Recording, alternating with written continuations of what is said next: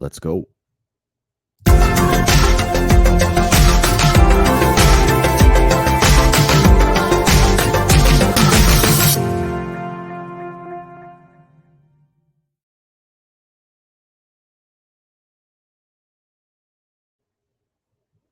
Good morning, good afternoon, and good evening, wherever you are. It's good to be back with you. I hope you are doing well. You can listen to and watch me on Rumble and YouTube, and you can follow me on X, the platform formerly known as Twitter. Please like, share, and subscribe because it does feed the AI algorithm. And lastly, please post your comments and questions below. It would be wonderful to hear from you. It's great to be back with you for this new episode. And let's jump right into it.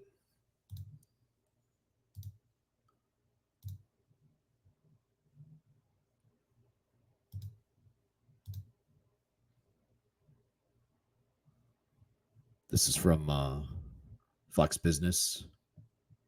AI needs a lot of electricity, and oil and gas will help. Rising electricity demand amid AI boom could mean greater need for fossil fuels. By Breck Dumas. Yeah, so I've been seeing a lot of news lately about the energy needs of AI. I guess it's, as of a couple months ago, it's something I hadn't really even considered. But I've been hearing a lot more and more of it. How are we going to get that?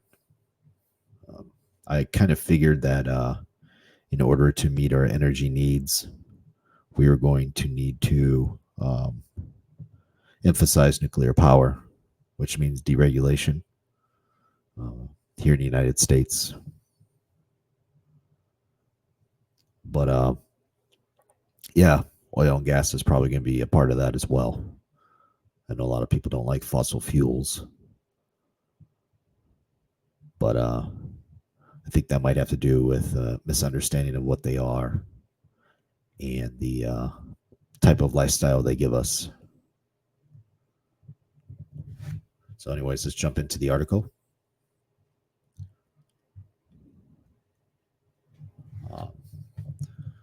Global energy demand is projected to surge in coming years amid the growth of artificial intelligence, requires massive amounts of electricity. That's right. So then how are we going to gain that electricity for our new revolution, technological revolution, which is the AI revolution?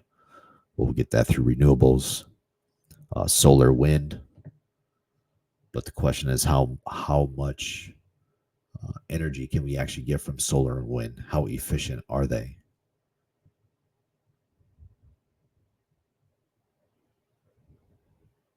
How much room will they take up? How do they compare to fossil fuels? How do they compare to nuclear energy?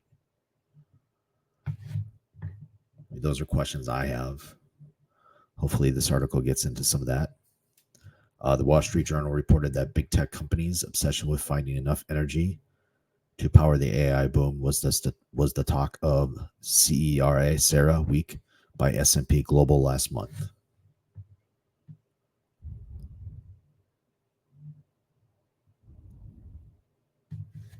America's electric grid will need a major boost to power the rapid rise in data centers.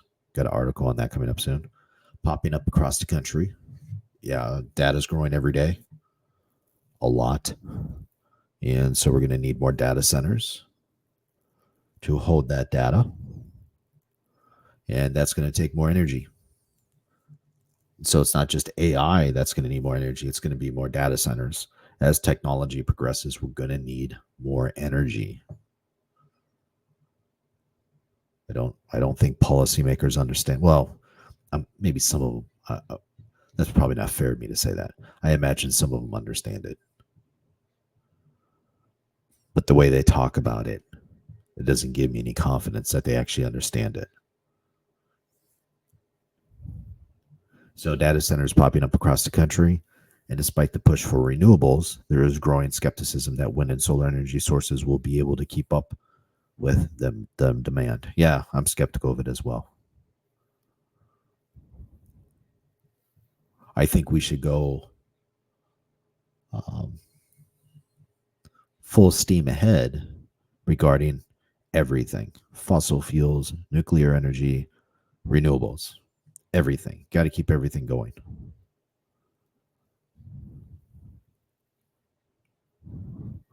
Why is that?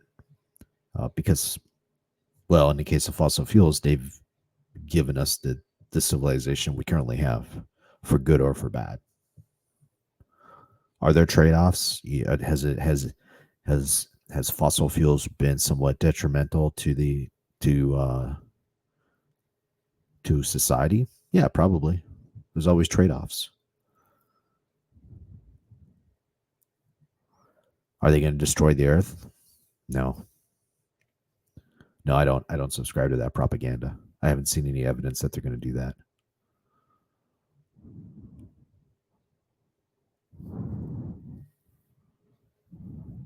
So, I mean, does that mean that they're not changing, that there's no climate change happening? Maybe. I don't know.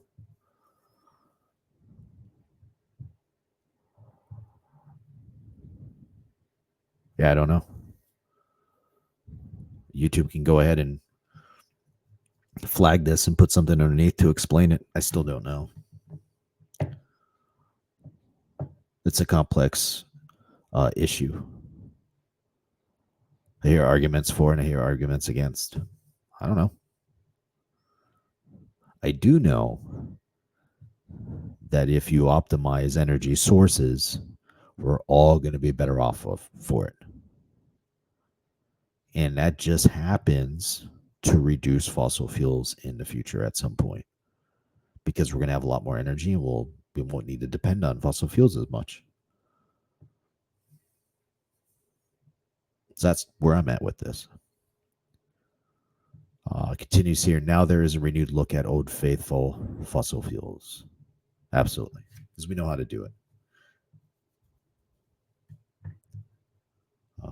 Let's see. And by the way,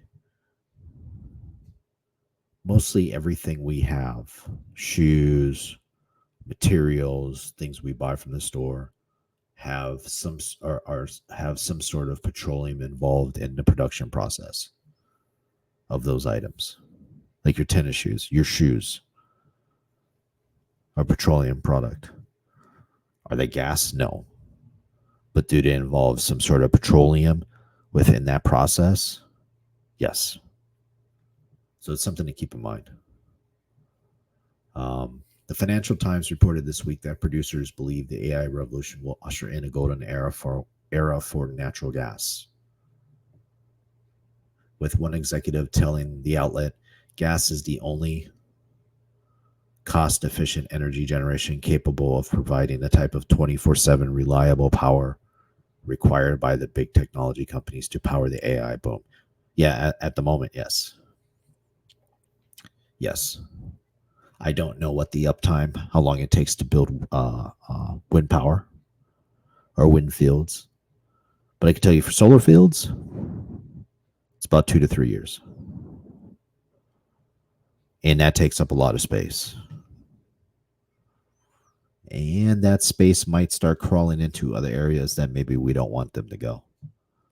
So we're constrained by space, unless solar panels become much more efficient. Which again, that's going to cost money too. And that's another thing. This all costs money, right? All of this is an investment into our way of life and into handling these technological transitions as we go through them. Each technological transition requires more energy. Basically, this entire thing is about solving the energy problem. And we're not there yet. By the way, there could be another technological revolution after AI, which could happen sooner than we think. Maybe within our lifetime, something else could pop up. That's going to take a lot more energy as well. Right. So there's been an incentive to focus on fossil fuels for the past few decades because of the automotive industry, because of technology. We've needed electricity. We've needed electricity to operate our technology.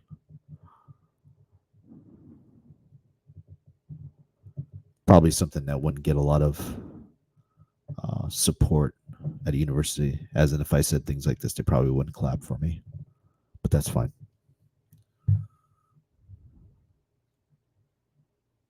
What is this supposed to be? Oh, natural gas production facility in Bologna Wetlands, Playa del Rey, Los Angeles, California. There we go. All right. Article continues, but what if AI helps find more energy to power itself? What if AI finds more energy to power itself? Interesting question. Phil Flynn, an energy market analyst and Fox Business contributor, said AI will substantially impact the U.S. oil and gas industry, not only by increasing efficiency in finding oil, but by assisting in producing it in cleaner ways. That's an interesting twist. I believe it is the case, and you have to correct me on this, I might be wrong, but a few years ago, the Huffington Post reported that fossil fuel or the automotive industry decreased its carbon footprint by 98% on automobiles. In other words, I hope I'm getting this correct, I might be wrong, that they reduced their pollution for vehicles, which wouldn't surprise me. That wouldn't surprise me at all. I mean, that's what our culture has been tending towards that. That's been the demand from the market. So make vehicles cleaner and efficient, even if they're using fossil fuels. So that's interesting. Cleaner ways. Anyways, let's continue here. Quote from the article: artificial intelligence will take a lot of guesswork away from mapping fields, and we should be able to pinpoint specific areas to drill where we can get the maximum amount of oil for the least amount of carbon emissions. Yeah, there we go. That's one application of reducing carbon emissions by AI. That's pretty cool.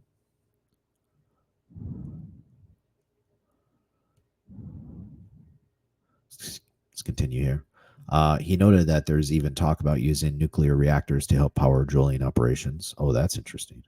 Which would significantly reduce greenhouse gas emissions from the production of oil and natural gas. Oh, that's fascinating. So now we're combining the technologies together in really interesting ways. That's really fascinating. Interesting. Article quotes, there are so many ways that AI can improve U.S. oil and gas efficiency, Flynn reiterated. Already, the U.S. oil and gas industry has used extensive computer programs to map underground reservoirs, interesting, which artificial intelligence can improve upon. It could also improve, of course, on efficient ways to drill.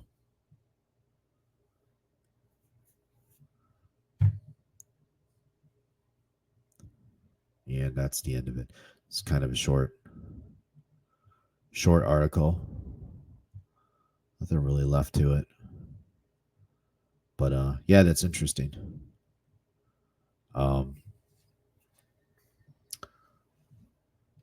So it could reduce greenhouse gas emissions. Could make it easier to find fossil fuels. So that's interesting stuff. Yeah, there's some really interesting things happening with fossil fuels and AI, nuclear power, solar fields. We're at a really interesting time right now. It's interesting time to be alive. It's pretty cool. This was this is going to be a short video. It's a short article, obviously. I'll be getting into more of this as I go. A lot of news on AI, a lot of news on AI being implemented into our lives. Previous articles we talked about, or we read about how AI is going to be implemented into math to improve math education. And so, yeah, what was the previous article before this? I can't remember. I can't remember the topic now of what it was. But yeah, a lot going on. Um, got some interesting things going on with Amazon getting a new CEO for AWS. They're going to be competing against Sam Altman's OpenAI, Google, Microsoft. Right, everyone's getting into the AI arms race now for the major companies. Of course, Twitter has Grok. Right, everyone's trying to get an edge, but at the end of the day, this is all going to cost energy. We're going to need more energy because we only have so much right now. And so, yeah, it's going to be an interesting few years to see what happens next. But that's all I got for today. I'll let you go early, and I will see you in the next episode. See you then. Take care. Bye.